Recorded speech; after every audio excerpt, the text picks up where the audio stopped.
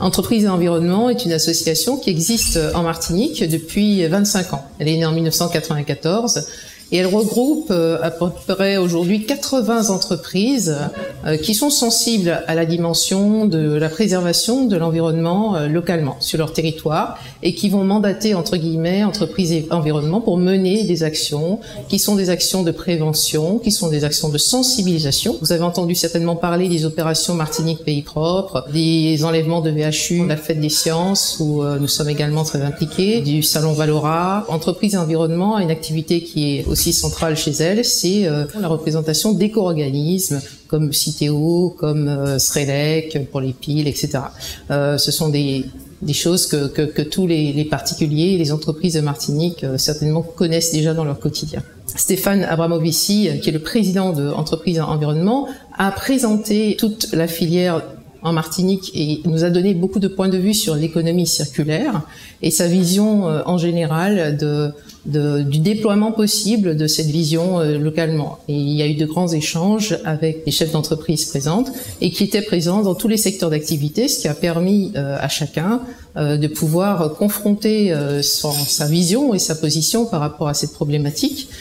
Entreprises et Environnement a également abordé un volet qui est transversal, qui est territorial et qui aura un impact important sur la chaîne de valeur des entreprises. Et ce programme s'appelle l'écologie industrielle et territoriale. Je parle de programme parce que derrière cela, il y a un programme qui s'appelle le PTSI, le programme territorial de synergie interentreprise, qui est un programme, une initiative qui permettra de mettre en synergie des entreprises afin qu'elles puissent optimiser les ressources du territoire. Alors, quand on parle d'optimisation de ressources, on parle évidemment aussi bien des intrants, des matières premières, que de l'être humain, de l'ETP, que du stockage, que du transport. On va parler également des déchets.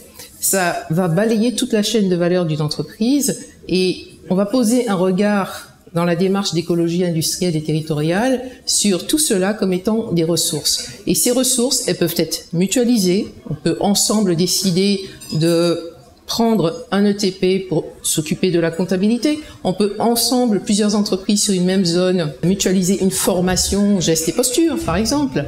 On peut ensemble décider de faire venir un conteneur et de le remplir parce que c'est un conteneur frais et qu'on n'arrive pas à le remplir tout seul. Tout ça, ce sont des démarches étonnamment de bon sens et donc d'écologie industrielle et territoriale. En gros, on pourrait considérer cela comme faire mieux avec moins.